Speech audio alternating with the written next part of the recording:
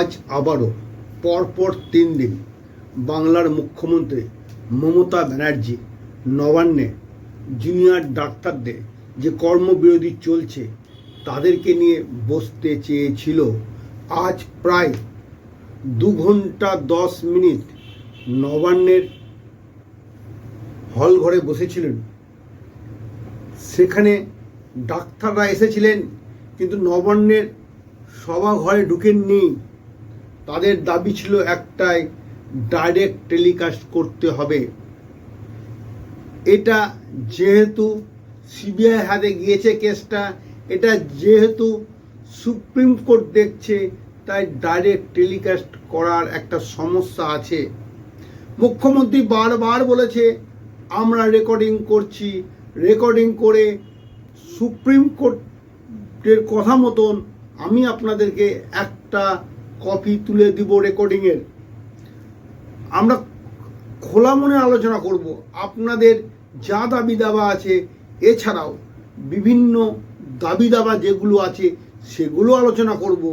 বারবার মুখ্যমন্ত্রী বিনম্রভাবে জুনিয়র ডাক্তারদের অনুরোধ করছেন, আপনারা ছোট, আমরা সিনিয়র, আমরা বড়, আপনাদের আবেগ আছে, আবেগকে আমরা সম্মান করি। বারবার মমতা ব্যানার্জি বলছেন। মমতা ব্যানার্জি কথা মতন আজও রুগী মারা গেছে, রুগী মেয়েরা গিয়ে তার সংখ্যাটা হয়েছে 27 জন। তাই অসহায় রুগীদের পাশে দাঁড়াতে হবে। আপনারা আন্দোলন করছেন, তিলোত্তমা খুনের যে আন্দোলন সেটা সুপ্রিম কোর্ট করছে, সুপ্রিম কোর্টের বিচারাধীন, সিবিআই দেখছে। রাজ্য সরকার 100% ওই সিবিআইকে সাপোর্ট করবে। তাই বলছি, মুখ্যমন্ত্রী নিজে পথে নেমেছিলেন তিলোত্তমার জন্য, সুবিচারের জন্য। আপনারা কাজে যোগদান করুন। কেন জানি না ডাক্তারবাবুরা কেন আসছেন না। আজকে নবান্নে মমতা ব্যানার্জি এত ব্যস্ততার মধ্যেও 2 ঘন্টা 10 মিনিট ছিলেন, তবুও ডাক্তারেরা নবান্নে গেলেন, নবান্নের হল ঘরে ঢুকলেন না। জানি না কেন যাচ্ছে না। কাল চন্দ্রিমা ভট্টাচার্য প্রেস মিট করে বলেছেন, উপস্বাস্থ্যমন্ত্রী উনিও বলেছেন। আজ মমতা ব্যানার্জি স্বয়ং প্রেস মিট করে বললেন, বিনম্রভাবে বললেন, আপনারা দেখুন 32 দিন অতিবাহিত হলো, আর নয়, এবার কাজে যোগ দিন, রুগীগুলোকে বাঁচান, অসহায় রুগীগুলো বাঁচান। তাই করজোড়ে মমতা ব্যানার্জি আপনাদের কাছে অনুরোধ করছে, আপনারা আলোচনায় বসুন, কাজে যোগ দিন, গরিব মানুষের স্বাস্থ্য চিকিৎসা যেন হয় সেই দিকে নজর দিন। বারবার মমতা ব্যানার্জি বলছে, দেখায় এখন ডাক্তারদের শুভবুদ্ধি উদয় হয় কি না। আমাদের শ্রদ্ধা আছে বলেই আমরা আলোচনাটা এখানে করতে আমরা আরো বিশ্বাস করবো। উনি বলতেন যে উনি হাত জোড় করে জানাচ্ছেন যে উনি আর পারবেন না, উনি এতে ক্ষান্ত হচ্ছেন। আমরা বিশ্বাস করবো এরপরও আলোচনার মাধ্যমেই সমস্ত কিছুর সমাধান হবে। আমরা একটি গণতান্ত্রিক দেশে বাস করতে গেলে আসতে হয়, একটা পা, 2 পা, 3 দফা আলোচনা হতে, আলোচনার মধ্যমেই বক্তব্য রেখে আমরা এখনো আশা রাখছি সমাধান হবে। আমরা ঠিক করেছিলাম, যেটা আমরা ওখানে প্রেস কনফারেন্সে বললাম, যে আমরা আরো অপেক্ষা করবো। তখন আমরা জানতে পারলাম নবান্নের দরজাটি বন্ধ করা হয়ে গেছে, সভাগৃহের দরজাটি বন্ধ করে দেওয়া হয়েছে, আমাদেরকে এটা জানানো হয়নি। তো এই জায়গাতে আমরা ধরে নিচ্ছি যে আজকে অন্য যে কোনো জায়গায় আবার যদি উনি আলোচনার জন্য বলেন এবং আমরা যদি আলোচনার জন্য আমার জন্য সবসময়ই রাজি আছি। এই অবশ্যই আমরা চালিয়ে যাবো, কারণ আমরা যে কারণের জন্য সেই কারণ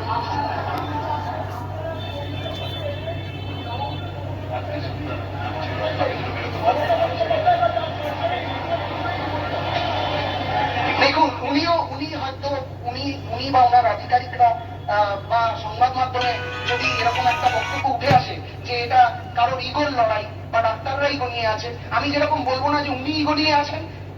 আমি জানি যে আমরা কেউ ইগো থেকে লড়াই করছি না। এগুলো বড় ছোট্ট কথা, এগুলো বিচারের লড়াই। এই পুরো জিনিসটা অভয়ার বিচারের লড়াই, এবং আমাদের যে 5টি পয়েন্ট, সেই 5টি পয়েন্ট এই বিচারের সাথে একদম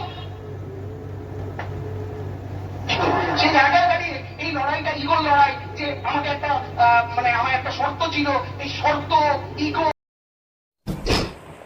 সুতরাং আমরা এমন কিছু করতে চাইনি যাতে অচল অবস্থা দূর না হয়। আমরা সচল অবস্থা ফিরিয়ে দেওয়ার জন্য, এবং সেটা আমরা চিঠিতে লিখে দিয়েছিলাম যে লাইভ টেলিকাস্ট আমরা করতে পারবো না, কিন্তু টোটালটাই রেকর্ডিং করা হবে। আপনারা জানেন আমরা খোলা মন নিয়ে আলোচনা করতে চেয়েছিলাম, তারা তাদের মতো যে কোনো ইস্যু ঘরের ভেতর তুলতেই পারতেন, এবং তারপরে গিয়ে তারা প্রেসকে ব্রিফ করতেও পারতেন। এবং যদি মিটিংটা ফ্রুটফুল হতো, আমরা জয়েন্টলিও প্রেস করতে পারতাম, প্রেসকে ওখানে ডেকে নিয়ে। আমি তো নিজে ওই যেখানে মিটিং ছিল সেখান থেকে প্রেস করতে পারতাম, আপনাদের আমি তো করিনি। তার কারণ আমি যখন বলেছি যে আমরা কোর্টের অর্ডার মানব, তাই সভাঘর থেকে প্রেস করতে পারিনি, আমি আমার নিজের কনফারেন্স রুম থেকে এসে করছি, যেটা নবান্নের সিস্টেম আছে, সেই সিস্টেম থেকে। আমরা ভেবেছিলাম খোলা হাওয়ায়, খোলা মেলা আলোচনায় আমার ছোট্ট ছোট্ট ভাই বোনেরা রাগারাগি না করে, জেদাজেদি না করে, তুচ্ছাই না করে, ডাক্তারদের স্বার্থে এবং রোগীদের স্বার্থে মানবিকভাবে এই আলোচনা আমাদের সাথে করবেন। আমি এখনো বলছি, তারা যে 2 ঘন্টা আসেননি, আমি তাতেও কোনো অ্যাকশন নেব না তাদের বিরুদ্ধে, কারণ আমি মনে করি আমরা বড়, ছোটদের ক্ষমা করে দেওয়াই আমাদের চিরকাল নিয়ম। এটা সৌজন্য, এই সৌজন্যতা আমরা অবলম্বন করব। এবং তারা আমরা বলেছিলাম চিঠিতে যে আপনারা 15 জন আসবেন,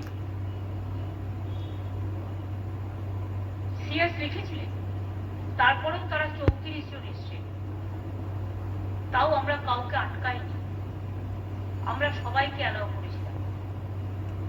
কিন্তু তারা সভাঘরে ঢুকলেনই না।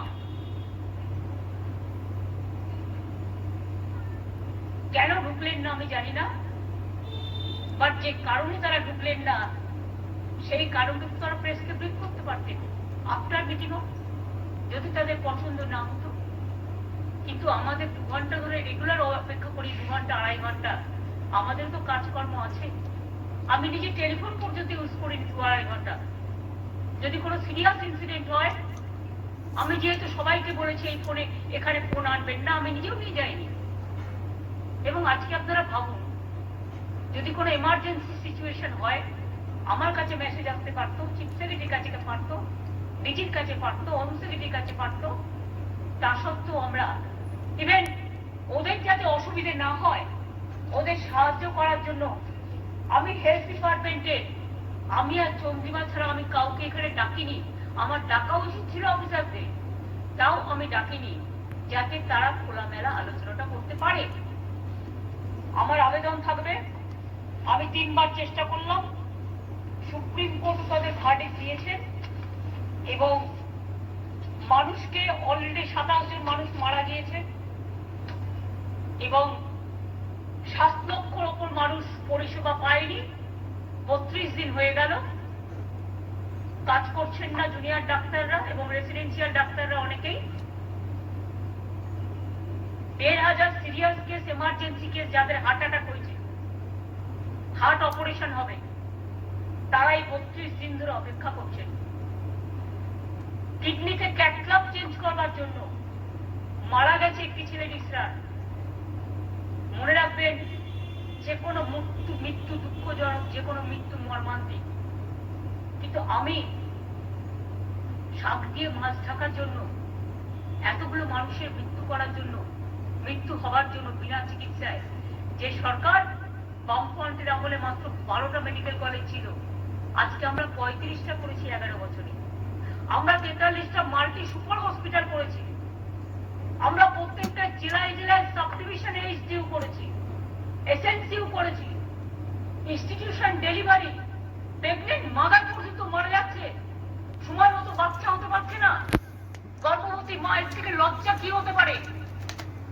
আমরা এমনকি ট্রানজিট ক্যাম্প ওয়েটিং হাট করে দিয়েছি, যেসব অঞ্চলগুলো দূরবর্তী অঞ্চল, জঙ্গল বা পাহাড় বা গঙ্গাসাগরের মতো অঞ্চল, সুন্দরবনের মতো অঞ্চল, আমাদের সিস্টেম করে দিয়েছিলাম যে আমাদের পেশেন্ট যারা গর্ভবতী মা বাচ্চা হওয়ার কয়েকদিন আগে নিয়ে আসবে, এবং যখনই বাচ্চা হওয়ার সময় আসবে তার পাশেই হসপিটাল, সেখানে নিয়ে যাবে। কারণ মায়ের গর্ভ যন্ত্রণা উঠলে তখন কিন্তু মা অপেক্ষা করতে পারে না, মা বাচ্চা দুজনের জীবন সংকট হয়ে যায়। কারো যদি হার্ট অ্যাটাক করে সে কিন্তু অপেক্ষা করতে পারে না, কারণ আমরা বলি হার্ট অ্যাটাক, স্ট্রোক এগুলো ধাক্কা মারলে মানুষের প্রাণ চলে যেতে পারে, এগুলো প্রাণঘাতী। যেটা হচ্ছে ক্যাথিলাব যেগুলো চেঞ্জ করে কিডনি পেশেন্টের ডায়ালিসিস হওয়ার পরে, চেঞ্জ না করার জন্য মারা গেছে পিটিতে।